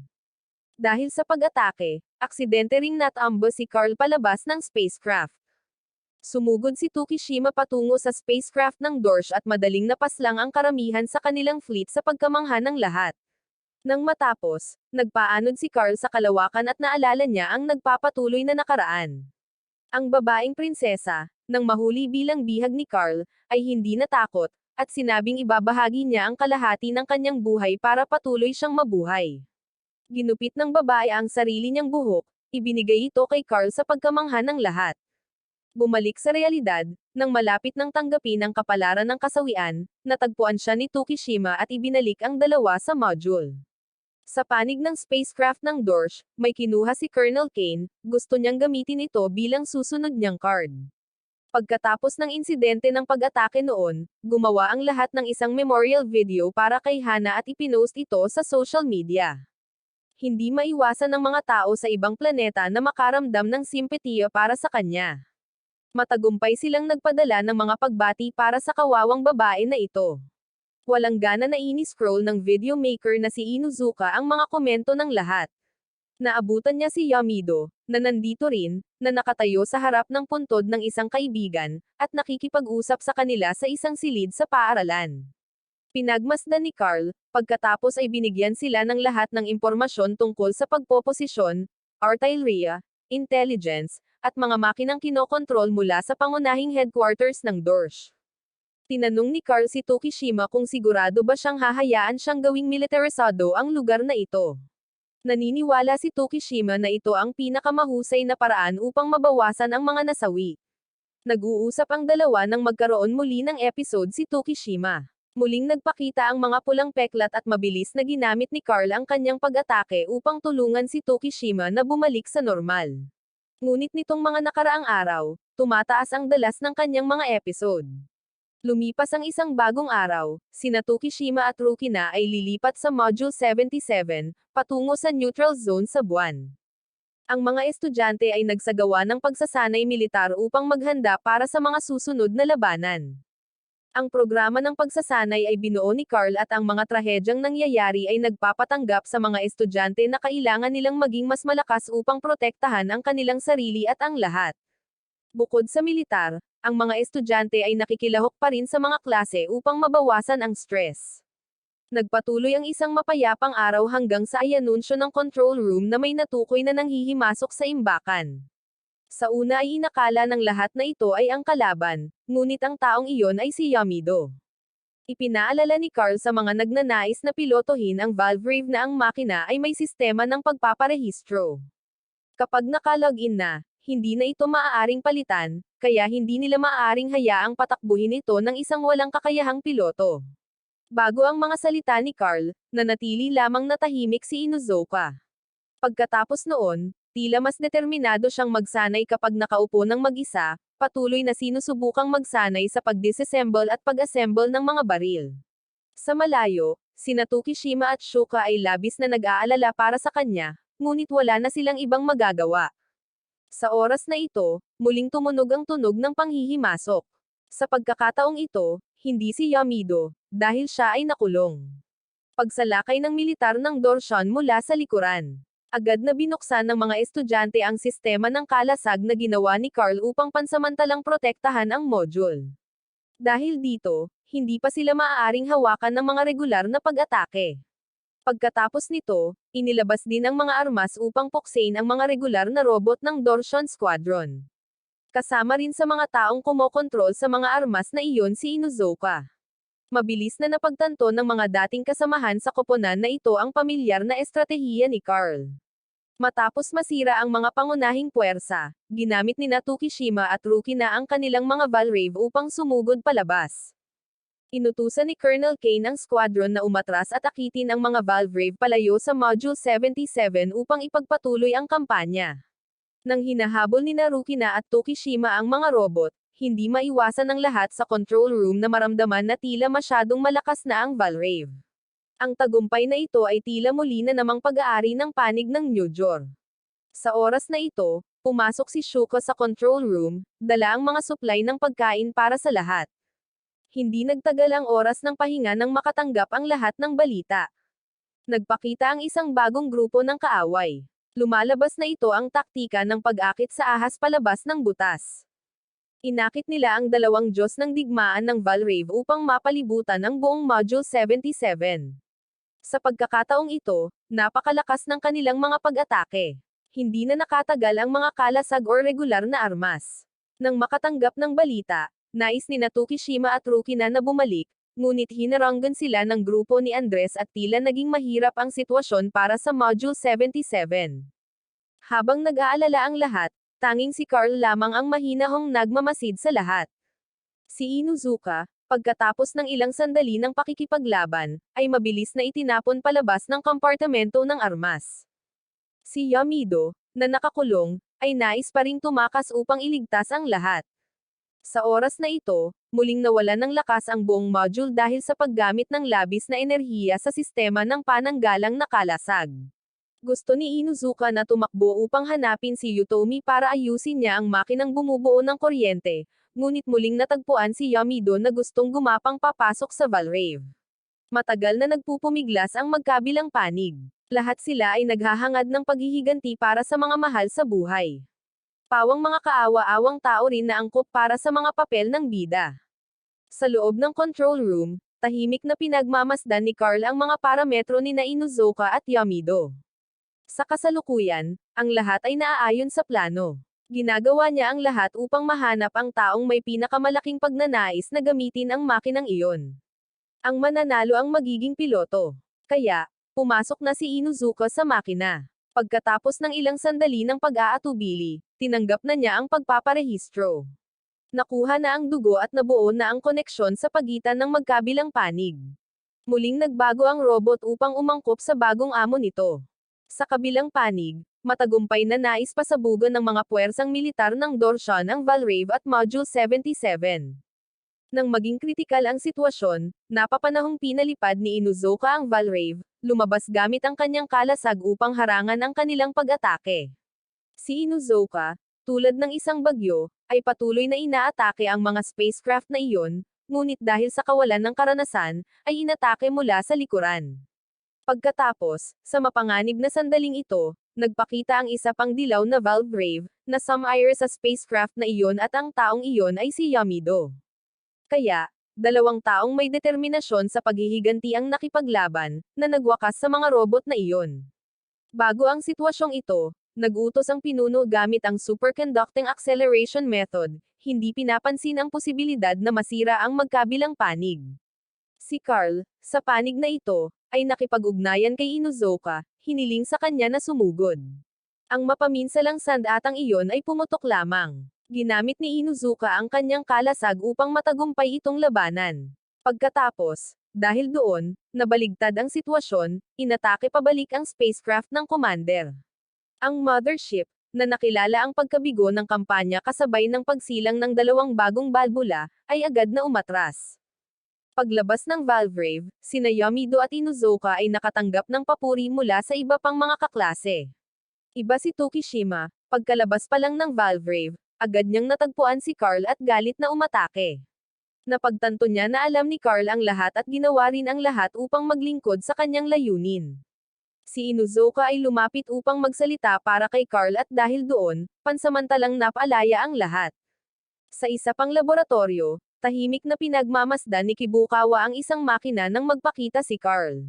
Maagang nakilala ni Carl na ang taong ito ay isang taong kabilang sa militar ng JOR at isang doktor sa pambansang laboratorio. Sa katotohanan, maliban kay Nanami, lahat ng mamamayan ay kinikilala sa JOR ay mga military personnel. Sa labas, ang mga estudyante ay masayang nag-uusap pa rin, hindi alam na isang nakakagulat na katotohanan ang nabunyag. Lumalabas na ang Module 77, kasama na ang mga estudyante rito, ay orihinal na umiiral dahil sa Valvrave. Ang katotohanan ay nabunyag at mula sa simula, tunay na nais ng JOR na ipatupad ang isang neutral na patakaran upang maiwasan ang pakikipagkarera sa armas upang ipagtanggol ang kanilang sarili. Ngunit dahil din dito, nagpasya silang bumuo ng isang sandata na kayang harapin ang isang buong flota at iyon ay ang Valvrave. Isiniwalat ni Kibukawa na ang nagdudulot ng mga resulta para sa JOR sa Valvrave ay salamat sa mga rune, mga particle ng impormasyon, at lahat ng mga espesimen ay nabubuo mula sa mga particle na iyon. Sa katotohanan, dahil hindi sumang-ayon si Kibukawa at ang mga nakatataas, siya ay inatasan lamang na obserbahan ang mga espesimen. At ang mga espesimen dito ay ang mga estudyanteng nag-aaral sa akademya. Sa makatuwid, ang mga guro ay pawang mga tauhan ng militar. Si Nanami lamang ang isang tunay na guro at tahimik lamang na nakikinig si Carl sa sinasabi ni Kibukawa. Si Tokishima at ang iba pang mga piloto ng Valvrave ay magkakasamang nakaupo. Pinag-uusapan nila kung paano ngayon silang apat ay magiging isang koponan. Masayang-masaya sina Yamido, kasama sina Inuzuka at Tokishima. Si Ruki na lang ang hindi talaga masigasig. Sa labas, kinakausap ni Miss Nanami ang pinuno ng Ares. Mukhang humihingi ng paumanhin ang lalaki dahil hindi niya matulungan ang Module 77 at nangakong magkikita sa isang hindi kaliwang araw. Ang sigasig na ito ay lalong nagpapahirap kay Nanami. Nakausap na ni Shuko si Aira, or halos siya lang ang nakikipag-usap at nag-iingat ng ritmo para kay Aira. Kinabukasan, nagkita ang apat na kayang gumamit ng Valvrave. Napagkasunduan nilang magsagawa ng mga self-experiment upang makita kung anong mga tungkulin ang kaya nilang gawin. Agad na hinayla ni Yamido ang dalawang tao, sina Inuzuka at Tokishima, para pag-usapan ang isang bagay nang hindi ipinapaalam kay Rukina. Habang nag-uusap, biglang ginamit ni Miss Nanami ang loudspeaker upang ibalita sa mga estudyante na malapit na silang makarating sa buwan. Pagkatapos, posibleng mas pagtuunan sila ng pansin ng mass media. Gusto ni Miss Nanami na bumoto ang mga estudyante para maghalal ng pangulo para sa New Day at sa Module 77 na ito. Agad na nagpakita ng interes at pananabik ang mga kaklase nang marinig ito. Natural na mabilis na nangampanya si Sakari na parang isang potensyal na kandidato para sa tunay na posisyon sa pagkapangulo. Hindi lang siya, gusto rin ni Yamido na tumakbo bilang pangulo, at patuloy na nagmamaneho kahit saan para humingi ng boto. Naniniwala rin si Inuzuka na ang pagpapahintulot sa isa sa apat na piloto ng Valvrave na humawak ng kapangyarihan ay mas mapoprotektahan ang mga sikreto. Nang marinig ni Tokishima na binabanggit ang sarili niya, agad na sinuportahan niya si Yamido at wala ring sinasabi ang iba. Sa pagkakataong ito, pinuntahan ni Tokishima si Carl para alamin ang kanyang mga saloobin tungkol sa halalan. Sinasabi lang ni Carl na angkop din sa kanyang layunin ang kaganapang ito sa halalan sa pagkapangulo. Magiging patas siya at hindi lalahok sa kampanya. Bukod sa mga estudyante, nalalahok din si Miss Nanami sa kampanya. Sa panig na ito, pinagmamasdan ni Tanya ang sitwasyon ng halalan ng aksidenteng sumakay sa parehong escalator kasama si Tokishima. Hindi pa rin alam ng marami ang pangyayaring naangkin ni Ruki na ang katawan ni Tokishima. Sa makatuwid, iniisip pa rin ni Tanya na ang taong dating nanligaw sa kanya ay si Tokishima. Sa oras na ito, biglang nagkaroon ng eksena si Tokishima, sumugod papunta kay Tanya. Mabuti na lang at bago pa man maghanda si Tokishima na kagatin ang babae, dumating na si Ruki na at sinipa ang tiyan nito. Mabilis na ginampanan ni Ruki na ang isang eksena na sinisisi ang pagnanais ni Tokishima, pagkatapos ay sabay na umalis. Ikinwento ni Tokishima kay Ruki na ang tungkol sa patuloy na pagtaas ng dalas ng mga eksena, dahil sa takot na darating ang panahon na magiging halimaw ito. Nang marinig ito, agad na sinabi ni Ruki na kung dumating ang araw na iyon, agad niya itong tatapusin. Nag-uusap silang dalawa nang makatagpo rin sila ni Shuka. Nang makita ng iba pang mga kaklase si Shuka, agad siyang pinayuhan na sumali sa pagtakbo bilang pangulo. Maraming tao ang nakakaramdam na angkop siya sa posisyong iyon. Tahimik lamang na pinagmamasdan ni Tokishima ang lahat. Sa labas ng espasyo, muling naghanda ang Dorsia para sa isang bagong kampanya sa pananakop sa Module 77. Sa pagkakataong ito, si Colonel Kane mismo ang makikibahagi sa pamumuno. Gayunpaman, sa kasalukuyan, ang mga nasa itaas ay hindi na matyaga sa kanila. Habang nag-uusap ang lahat, nagkita sina Henry at ang babaeng kabilang sa panig ng Dorsia sa isang lihim na silid. Lumipat ang eksena sa gabi sa Module 77, nagtipon-tipon ang mga kaklase sa labas upang maghanda para sa halalan. Medyo nag-aalala si Tokishima na hindi mahanap kung nasaan si Shuka, at labis din siyang nag-aalala sa kakaibang kalagayan nito. Kaya naman, nagpasya siyang hanapin ito. Sa sagradong dambana, tahimik na naglagay si Shuka ng isang tabletang kahoy na may nakasulat na kahilingan. Natagpuan ni Tokishima ang babae roon, at aksidente ring narinig ang balita sa kanyang telepono tungkol sa pagkawala ng Pangulo ng JOR, posibleng napaslang, at ang dokumento ng walang kondisyong pagsuko ay nilagdaan ng ibang ministro. Nalungkot si Shuka at pakiramdam niya ay tiyak na hindi pa nasasawi ang kanyang ama, at ang pagpili ng bagong Pangulo ay tunay na walang kabuluhan. Sa oras na ito, napagtanto ni Tokishima na alam na ni Shuka ang lahat mula pa sa simula. Bagamat palaging nangunguna sa lahat, ang babae mismo ay kailangang patuloy na magpumiglas sa kanyang sarili araw-araw. Nang makitang nagdurusa si Shuka, desperadong isinumpa rin ni Tokishima ang kanyang sarili, pakiramdam niya ay napakasama niya dahil pinahirapan niya si Shuka ng matagal. Nangako siya kay Shuka na ililigtas niya ang ama nito, ibabalik ang Pangulo ng JOR, gagawin niya ang lahat para hindi na malungkot si Shuka. Naantig ang damdamin ni Shuka nang marinig ito. Ngumiti siya, sinasabing gusto niyang makipaglaban kasama si Tokishima at gusto rin niyang tumulong na iligtas ang lahat ng kasama niya. Sa isang sulok ng dambana kung saan hindi nila makita, naobserbahan ni Ruki na ang lahat. Kaya, bago magsimula ang opisyal na oras ng halalan, dali-daling tumakbo si Shuka para magparehistro para sa kandidatura sa pagkapangulo. Mabuti na lang at napunan ito ng kanyang kaibigang si Marie, na nakatulong para mas mapabilis ang proseso ni Shuka. Sa dambana, si Ruki na nakarinig ng lahat sa oras na ito, ay lumapit upang payuhan si Tokishima na huwag maging pabaya. Gayunpaman, iba sila sa mga tao. Gusto sanang sumagot ni Tokishima, ngunit sa oras na ito, isa na namang pangyayari ang dumating. Sa panig ng paaralan, natapos na ni Sakari ang kanyang talumpati sa kampanya. Bukod sa iba pang mga kaklase, si Shuka ang huling kandidato. Hindi masyadong nagsalita ang babae, gusto lang niyang mag-organisa ang lahat ng isang pagdiriwang sa paaralan ng sama-sama pagkatapos makarating sa buwan.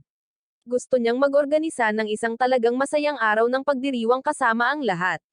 Ang iba pang mga kaklase, pagkatapos ng ilang segundo ng pagkalito, ay agad na tumugon. Punong-puno sila ng pananampalataya sa hinaharap tungkol sa kaligayahang paparating. Malinaw na nauunawaan ni Shuka na sila ay nasa isang lubhang mapanganib at pasibong sitwasyon. Madali silang mabuhay or masawi, kaya naman, lalo niyang gustong makasama ng masaya ang lahat bilang mga estudyante. Sa kabilang banda, nang makita ni Ruki na si Tokishima na nananakit, agad niyang hinayaan itong kagatin siya. Hindi napigilan ni Tokishima ang sarili at pinabagsak ang babae. Sa lugar na hindi nakikita ng mga estudyante, nagsama sina Tokishima at Rukina. Pagkatapos, nang magising silang dalawa, natakot si Tokishima. Kalmado lamang na sinabi sa kanya ni Rukina na nanalo si Shuka. Sa armada ng Dorsha, naganap ang ika-54 na tribunal militar. Ang dating pangulo ng JOR na si Sashami Roy ay inakusahan ng paggamit ng kasunduan sa neutralidad upang magdulot ng kalituhan para sa ibang mga bansa habang palihim na binubuo ang Valvrave, isang sandata ng malawakang pagkawasak. Sa Module 77, si Shuka, sa dormitoryo, ay nakikipag-usap kay Aira. Ang babae ay puno ng pag-asa na ang kapayapaan ay babalik sa lugar na ito at ang lahat ay magpapatuloy na mamuhay ng maligaya sa buwan. Dumating ang isang bagong araw, tahimik na naglalakad si Tokishima sa paligid ng wasak na lungsod na ito. Ang eksena niya at ni Rukina na kalahating walang suot ay malinaw pa ring nagpapakita sa kanyang isipan. Gumawa si Tokishima ng appointment upang makipagkita kay Rukina upang mag-usap sa labas. Kinabukasan, sa labas ng kalawakan, ginagamit ni Yamido ang kanyang Valvrave upang magsanay at mabilis din na bumalik sa module. Gusto ni Kibukawa na hanapin si Yutomi, ngunit ang lalaking ito ay naging isang tao na ng bagong gobyerno, kaya pumunta na sa photoshoot. Ang lalaki ay naging ministro ng edukasyon at agham. Bukod doon, may iba pang mga estudyante na nahalal bilang ministro ng pananalapi, ministro ng transportasyon, at iba pa. At si Shuka ang may hawak ng posisyon bilang punong ministro at pangulo. Sa labas ng lungsod, tahimik na sumama si Tokishima kay Rukina sa isang bar para mag-usap.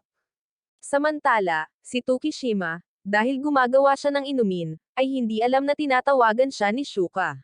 Nang makita ni Rukina ang notification sa telepono, tahimik itong inaf, dahilan para hindi siya makontak ng mga kaklase niya. Sa oras na ito, nag-text si Aira para batiin si Shuka sa pagiging nahalal na punong ministro. Nalaman na lang ng ibang mga kaklase ang tungkol kay Aira. Kaya naman, agad nilang gustong imbitahan ang babae at magpakuha ng mga litrato ng magkasama. Ngunit ito ang nagpaalala sa malulungkot na alaala ni Aira.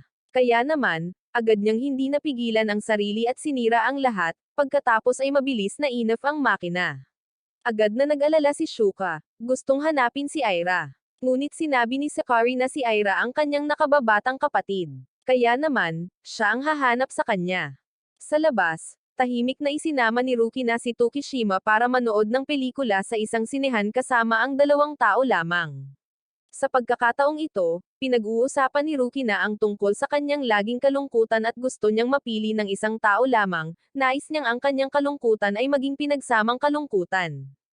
Sa pagkakataong ito, sinabi ni Tokishima na mula ngayon ay hindi na mag-iisa ang babae. Sa mismong oras na ito, ang abiso tungkol sa mga kaaway ay pumihil sa kanilang dalawa. Sa pagkakataong ito, ang squadron pa rin ng Dorsha, ngunit sila ay nakaposisyon sa pagitan ng Module 77 at ng buwan, na nagpapakita ng maramihan. Kung ang kanilang planeta ay hindi makakadaan doon, hindi sila makakarating sa buwan. Sa makatuwid, hindi maiiwasan ang labanan. Mabilis na gumamit ng mga armas ang mga miyembro upang pamwesto. Ang sistema ng depensa sa himpapawid ay na-activate din. Pansamantalang isinantabi ni Tokishima ang mga personal na bagay upang makapasok sa Valvrave. Sa panig ng squadron ng Dorsha, nais ng commander na ipagpatuloy ang paggamit ng estratehiya ng attrition, pagkatapos ay sabay-sabay na umatake nang makatanggap ng balita na ang Module 77 ay lumipat sa ibang ruta. Naniniwala ang lahat sa Dorsha na gusto nang tumakas ang New Jor. Sa makatuwid, ipinagpatuloy nila ang layuning habulin upang mapaslang sila ng malinis. Inutusan ni Carl ang lahat na ipagpatuloy ang pagsunod sa kasalukuyang ruta habang itinutuon ang sistema ng depensa patungo sa buwan. 4 na robot ng Valvrave ang lumabas din sa kalawakan at mabilis na ginamit ng 4 ang kanilang kapangyarihan upang puksain ang mga regular na robot ng kalaban. Dahil sa mga pag-atake ng Dorsh, nawala sa Module 77 ang Dome number 277 at mabilis ding humina ang sistema ng depensa. Napakarami ng kalaban pero kalmado pa ring hinihiling ni Carl na isagawa ng lahat ang plano. Sa kasalukuyan, upang habulin ang Module 77, sinira ng mga tao ng Dorsha ang Pormasayon. Kaya, kapag dumating ang tamang panahon, Kailangan lang ni Tsukishima na gamitin ang breakthrough power sa tamang sandali. Pagkatapos ay ganap na makakamit ng kanilang mga puwersa ang tagumpay. Pagkatapos ng pagdidirekta, pumunta si Carl upang ibigay kay Sakari ang plano tungkol sa kung ano ang maaaring mangyari. Nais niyang palitan siya ni Sakari sa paggawa ng mga bagay na ito. Sa oras na ito, nagbukas ang squadron ng dorsya ng linya ng komunikasyon sa Module 77, nais makipag-usap sa punong ministro. Dinala ni Carl si Shuko sa silid ng Pangulo upang magsagawa ng palitan. Pagkaraan ng ilang sandali, nakakonekta na si Shuka kay Admiral Jason Wartenberg. Pagkatapos ng maikling pambungad, ipinakita ni Jason ang imahe ni Mr. Roy sa screen at pinag-usapan ang paghatol sa ama ni Shuka ng kasawian.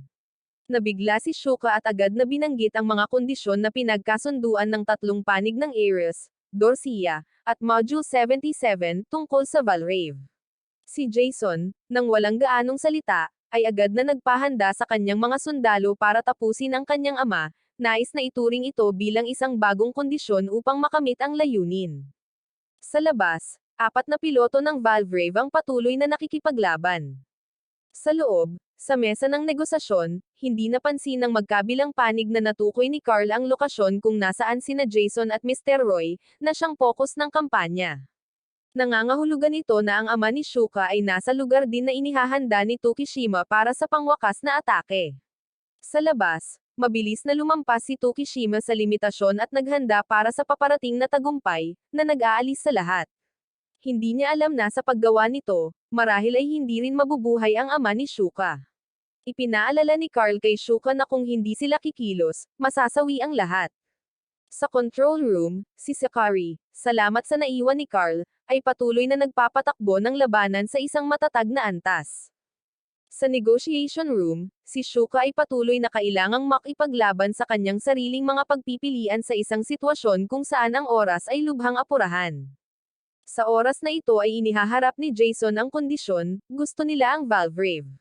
Pagkatapos ay ang mga estudyante at ang kanilang mga pamilya ay ligtas na ililipat sa ibang bansa, habang ang ibang mga tao sa Jor ay dapat umasa sa kanilang swerte. Nang marinig ito ni Shuka, agad na tumanggi. Sa oras na ito, 21% na lamang ang natitira hanggang sa paganahin ng breakthrough.